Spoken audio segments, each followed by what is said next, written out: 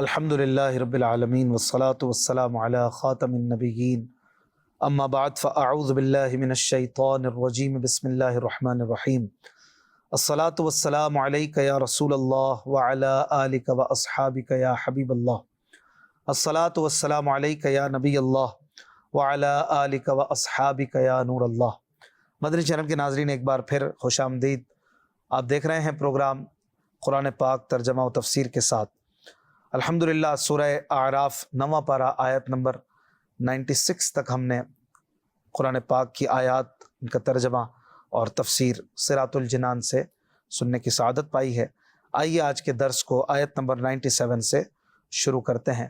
نبی مکرم صلی اللہ علیہ وآلہ وسلم فرماتے ہیں کہ جو مجھ پر جمعے کے دن 200 بار درود پڑھے گا، اللہ پاک اس کے 200 سال کے گناہ بخش دے گا۔ صلو علی الحبیب صلی اللہ علی محمد صلی اللہ علیہ وآلہ وسلم۔ اعوذ باللہ من الشیطان الرجیم بسم اللہ الرحمن الرحیم۔ افامن اہل القری ان یأتیہم بأسنا بیاتا وہم نائمون او امن اہل القری ان یأتیہم بأسنا ضحا وہم یلعبون۔ آسان ترجمہ قرآن کنز العرفان۔ کیا بستیوں والے اس بات سے بے خوف ہو گئے کہ ان پر ہمارا عذاب رات کو آئے جب وہ سو رہے ہوں، یا بستیوں والے اس بات سے بے خوف ہیں کہ ان پر ہمارا عذاب دن کے وقت آ جائے جب وہ کھیل میں پڑے ہوئے ہوں۔ ناظرین کرام، یہاں بستیوں والوں سے مراد مکہ مکرمہ اور آس پاس کے جو شہر ہیں، آس پاس کی جو بستیاں ہیں، یہ مراد ہیں۔ اور ایک قول یہ ہے کہ اس سے مراد ہر اس بستی یعنی شہر کے افراد ہیں جنہوں نے اللہ پاک کی نافرمانی کی اور اللہ کے نبی کو جھٹلایا۔ اس آیت اور اس سے اگلی آیت میں انہیں اللہ پاک کے عذاب سے ڈرایا جا رہا ہے کہ کہیں ایسا نہ ہو کہ ان کی غفلت کے اوقات میں، مثلاً رات کو سوتے وقت یا دن میں جب یہ کھیل کود میں پڑے ہوں، ان پر اللہ پاک کا عذاب نازل ہو جائے، کیونکہ عذاب الہی اکثر غفلت کے وقت آتا ہے، اور غفلت زیادہ تر رات کے آخری حصے میں، یا جب بالکل دن نیا نیا شروع ہوا ہو، دن چڑھا ہو، اس وقت طاری ہوتی ہے۔ ان آیات مبارکہ میں جہاں کفار کو اللہ پاک کے عذاب سے ڈرایا گیا ہے، وہیں مسلمانوں کو بھی نیک اعمال کرنے اور اللہ پاک کے عذاب سے ڈرتے رہنے کی ترغیب دی گئی ہے۔ اللہ تبارک و تعالی نے قرآن مجید میں ایمان والوں سے ارشاد فرمایا، یا ایھا الذین آمنوا اتقوا اللہ حق تقاتہ ولا تموتن الا وانتم مسلمون۔ اے ایمان والو، اللہ سے ڈرو جیسا اس سے ڈرنے کا حق ہے، اور ضرور تمہیں موت صرف اسلام کی حالت میں آئے، یعنی ہر وقت اللہ پاک کی فرم برداری میں رہو، پتہ نہیں موت کب آ جائے، تو موت آئے تو تم اسلام کی حالت میں ہو اور اللہ پاک کے فرما بردار ہو۔ حضرت انس رضی اللہ عنہ سے روایت ہے کہ حضور اقدس صلی اللہ علیہ وآلہ وسلم نے ارشاد فرمایا، اے مسلمانوں کے گروہ، اللہ پاک نے تمہیں جس چیز کی رغبت دی ہے اس میں رغبت رکھو، اور جس چیز سے یعنی اپنے عذاب،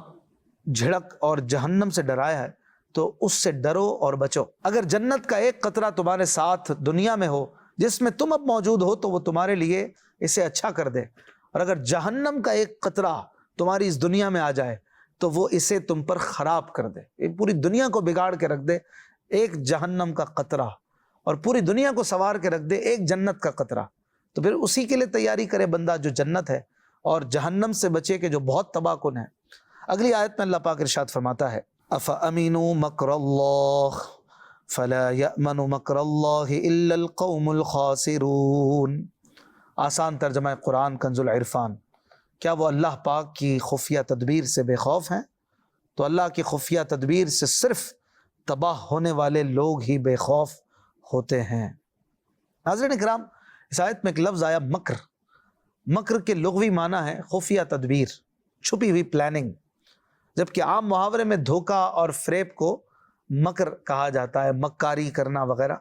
تو یہاں جو مراد ہے اس آیت مبارکہ میں، یہ لغوی معنی یعنی خفیہ تدبیر، خفیہ پلاننگ، چھپی ہوئی ہڈن پلاننگ، یہ مراد ہے۔ اس آیت میں اللہ پاک کے خاص غضب کا بھی ذکر ہے، چنانچہ فرمایا گیا، کیا کفار اللہ پاک کی خفیہ تدبیر سے بے خوف ہیں اور اس کے ڈھیل دینے اور دنیاوی نعمتیں دینے پر مغرور ہو کر اس کے عذاب سے بے فکر ہو گئے؟ سن لو، اللہ پاک کی خفیہ تدبیر سے صرف تباہ ہونے والے لوگ ہی بے خوف ہوتے ہیں، اور اس کے مخلص بندے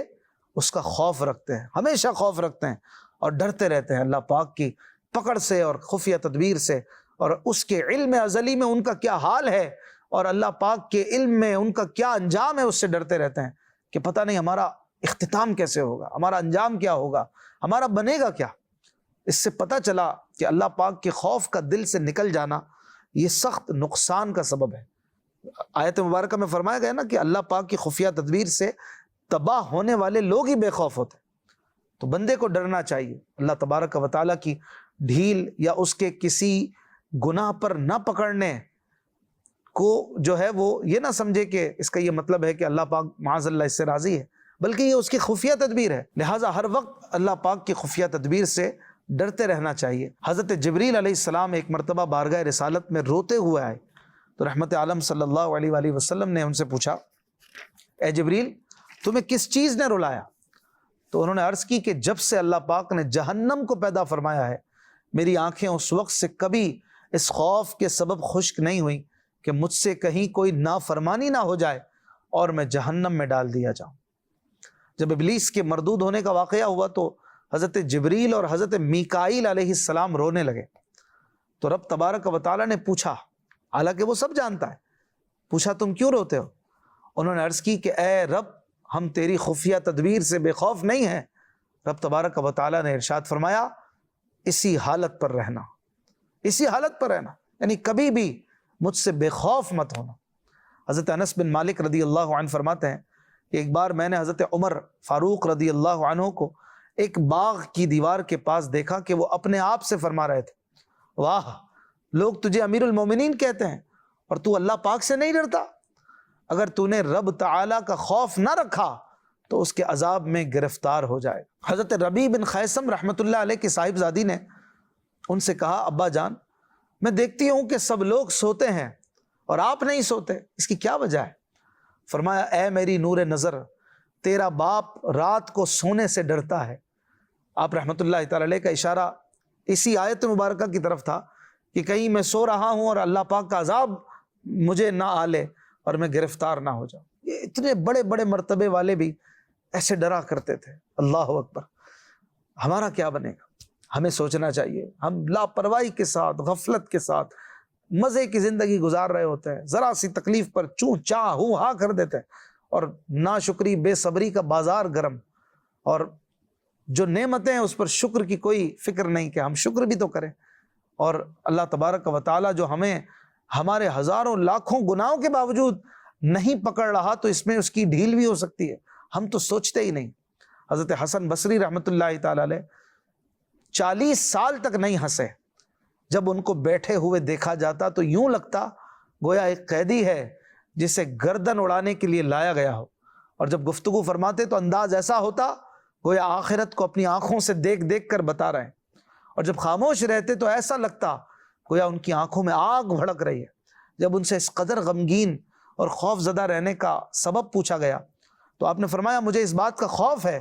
کہ اگر اللہ پاک نے میرے بعض ناپسندیدہ اعمال کو دیکھ کر مجھ پر غضب فرمایا اور یہ فرما دیا کہ جا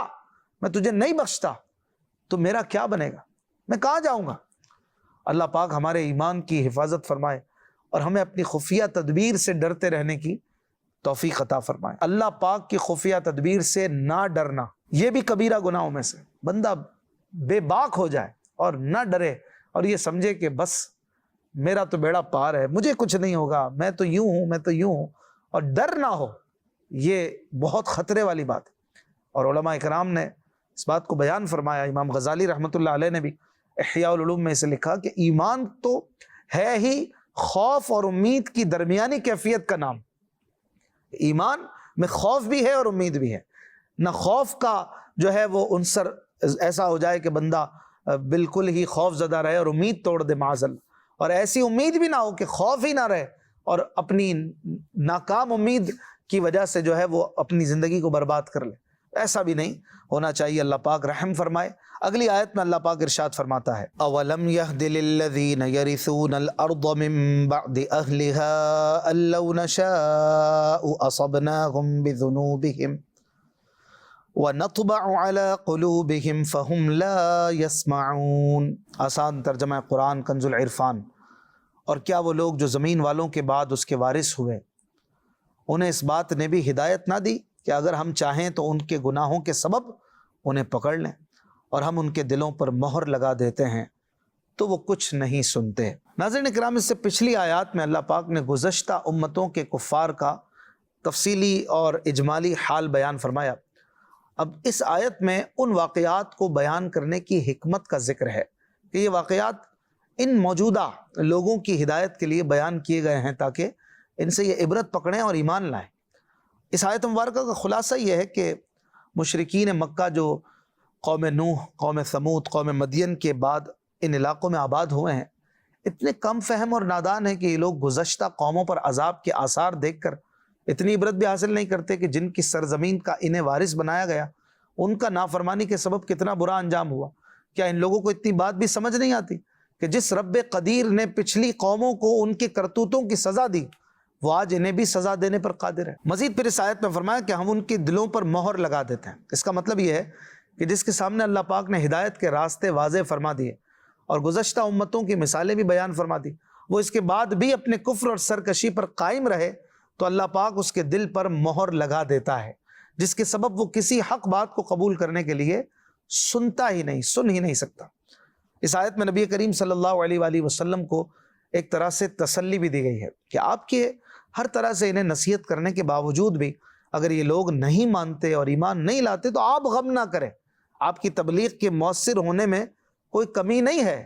بلکہ اصل بات یہ ہے کہ انہیں کفر و ہٹ دھرمی کی سزا دینے کے لیے ہم نے ان کے دلوں پر مہر لگا دی۔ تو یہاں پر حضور علیہ السلام کی شان بھی واضح ہوتی ہے کہ حضور علیہ السلام کا جو غم ہے،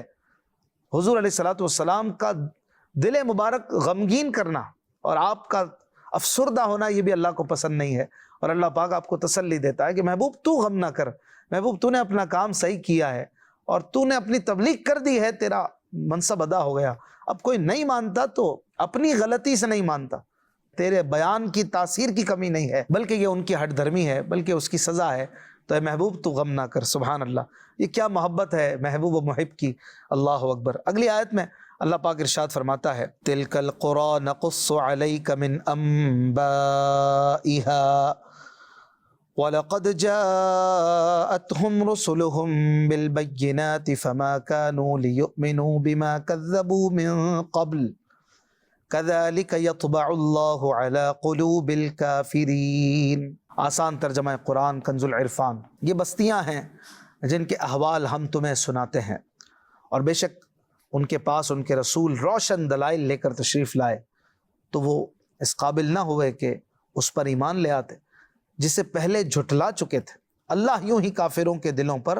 مہر لگا دیتا ہے۔ اس آیت میں خطاب حضور علیہ السلام سے ہے، اور اس آیت میں جو قرا کہا گیا بستیاں، اس سے مراد وہ 5 بستیاں ہیں جن کے احوال پیچھے گزر چکے، یعنی قوم نوح، قوم ہود، قوم صالح، قوم لوط اور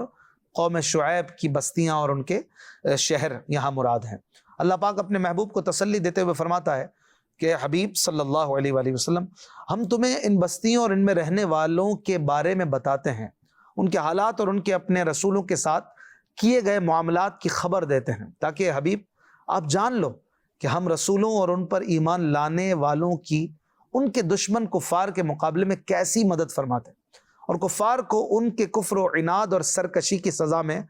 کس طرح ہلاک کرتے ہیں۔ لہٰذا مشرکین مکہ کو چاہیے کہ پچھلی قوموں کے حالات سے عبرت و نصیحت حاصل کریں اور اپنی سرکشی سے باز آ جائیں، ورنہ ان کا انجام بھی انہی کے جیسا ہوگا۔ مزید آگے اللہ پاک نے فرمایا کہ فما کانوا لیؤمنوا بما کذبوا من قبل، تو وہ اس قابل نہ ہوئے کہ اس پر ایمان لے آتے جسے پہلے جھٹلا چکے تھے۔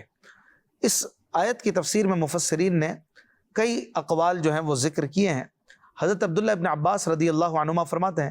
اس کا مطلب یہ ہے کہ عالم ارواح میں میثاق کے دن وہ لوگ جس چیز کو دل سے جھٹلا چکے تھے کہ صرف زبان سے بلا کہہ کر اقرار کر لیا اور دل سے انکار کیا تھا، اسے نبی سے سن کر بھی نہ مانے بلکہ اسی انکار پر قائم رہے جو عالم ارواح میں انکار تھا، جو ان کے دل میں تھا۔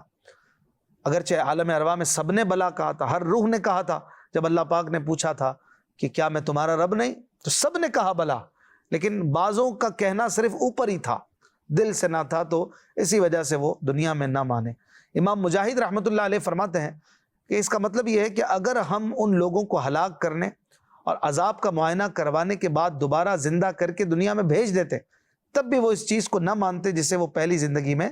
جھٹلا چکے تھے۔ اسی طرح ایک قول یہ بھی ہے کہ نبیوں کے معجزات دیکھنے سے پہلے جس چیز کو جھٹلا چکے تھے اسے معجزات دیکھ کر بھی نہ مانیں۔ اسی طرح ایک قول مفسرین کا اس آیت کے تحت یہ بھی ہے کہ انبیاء اکرام علیہم الصلاۃ والسلام کی تشریف آوری پر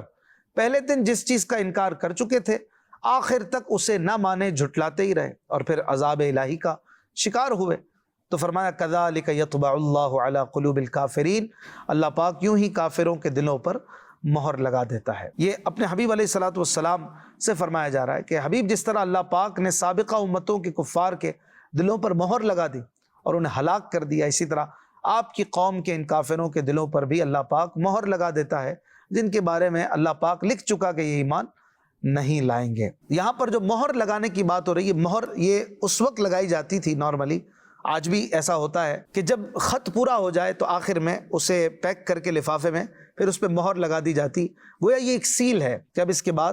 اس خط میں کچھ اندر نہیں جائے گا، اندر سے باہر سیل ٹوٹے بغیر نہیں آئے گا۔ تو مہر گویا سیل ہوتی ہے جو اندر کی چیز کو بند کر دیتی ہے۔ اسی طرح دل پر مہر ہونا بھی گویا اس معنی میں ہے کہ دل بند ہو جاتا ہے، اب اس میں نصیحت نہیں گھستی، نصیحت داخل نہیں ہوتی، اور وہ گویا نصیحت کا دروازہ اس بندے نے خود اپنے اوپر بند کیا ہوتا ہے، اس نے ایسے اسباب اختیار کیے ہوتے ہیں اور ایسی چیزوں کو طے کر لیا ہوتا ہے، ارادہ کر لیا ہوتا ہے کہ میں نے نہیں ماننا، تو پھر اللہ تبارک و تعالی جو ہے وہ بھی مہر فرما دیتا ہے۔ جو مہر چاہتا ہے اور جو چاہتا ہے کہ میرے دل میں نصیحت نہیں آئے اور حق کو قبول کرنے سے انکار کر دیتا ہے اور اس کا ارادہ ہی یہ ہے کہ میں نے نہیں ماننا، تو پھر اللہ تبارک و تعالیٰ کی مشیت جو ہے وہ پورا کرتی ہے اس کے عمل اور اس کے ارادے کو اور اس کو مہر کر دیتی ہے۔ اس کا یہ مطلب ہرگز نہیں کہ معاذ اللہ تبارک و تعالیٰ جو ہے وہ مجبور کر کے انہیں ایمان لانے سے روک دیتا ہے، بلکہ اس کا مفہوم یہی ہے جو عرض کیا کہ اللہ تبارک و تعالیٰ ان کے ارادے کے مطابق کر دیتا ہے۔ انہوں نے چاہا کہ ہم نے نہیں ماننا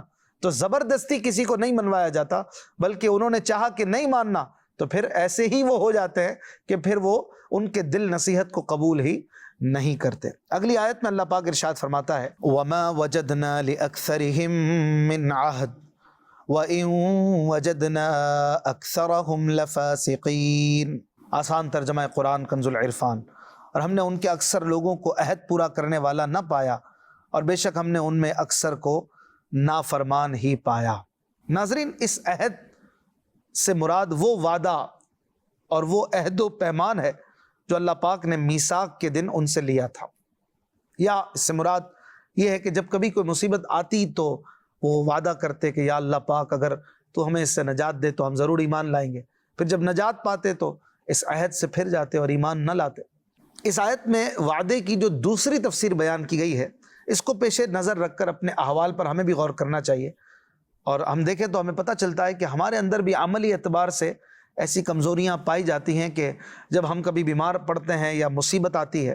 تو ہم بھی دل میں اللہ پاک سے ایک ارادہ وعدہ پیش کرتے ہیں کہ بس اب اے اللہ پاک اس مصیبت سے چھٹکارا دے دے، پوری زندگی تیری فرما برداری میں گزاروں۔ لیکن جیسے ہی وہ بیماری دور ہوتی ہے، وہ آزمائش جاتی ہے، مصیبت ختم ہوتی ہے تو یہ سارے عہد و پیمان ہم پس پشت ڈال دیتے ہیں اور وہی پرانی موج مستی اور غفلت اور گناہوں کی زندگی ہماری لوٹ آتی ہے۔ تو اس سے ہمیں بھی سبق لینا چاہیے۔ یہاں تک تو حضرت نوح، حضرت ہود، حضرت صالح، حضرت لوط اور حضرت شعیب علیہ السلام اور ان کی امتوں کے واقعات بیان فرمائے گئے تھے۔ اب اس کے بعد والی آیتوں سے تفصیلی طور پر حضرت موسیٰ علیہ السلام کا اور آپ کی قوم کا تذکرہ جو ہے وہ شروع ہو رہا ہے، جو انشاءاللہ الکریم زندگی رہی تو ہم اپنے اگلے درس میں سنیں گے۔ اللہ پاک سے دعا ہے ہمیں قرآن سمجھنے اور اس پر عمل کرنے کی توفیق عطا فرمائے۔ اپنا خیال رکھیے گا۔ صلو علی الحبیب صلی اللہ علی محمد صلی اللہ علیہ وآلہ وسلم۔